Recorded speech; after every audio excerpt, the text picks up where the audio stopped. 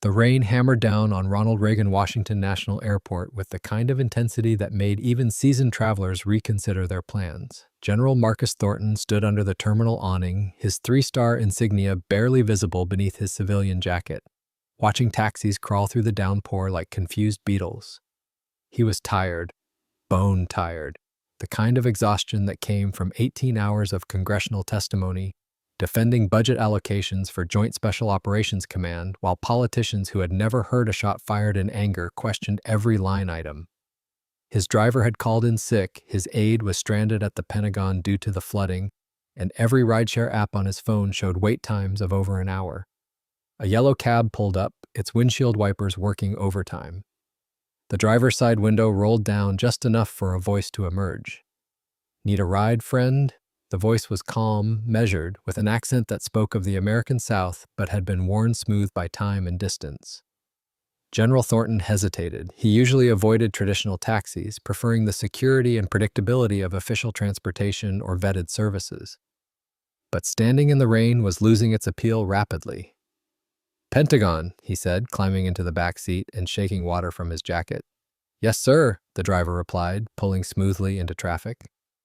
Thornton settled back, finally getting a good look at the driver in the rearview mirror. The man appeared to be in his late 50s, maybe early 60s.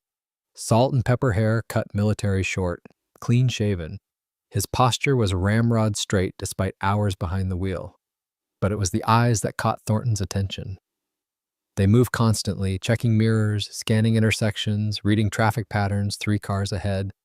Those weren't civilian eyes.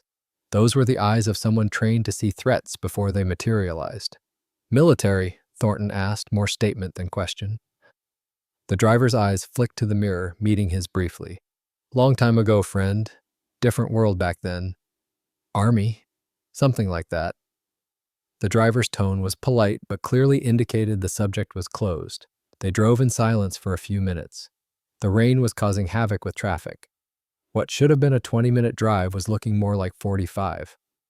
Thornton found himself studying the driver more carefully. The way his hands rested on the wheel, positioned for instant reaction.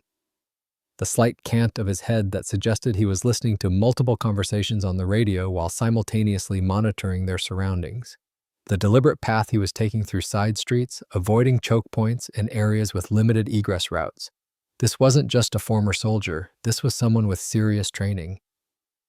"You know," Thornton said conversationally, "I spend a lot of time with military folks. I can usually spot which branch, sometimes even which unit, by how they carry themselves.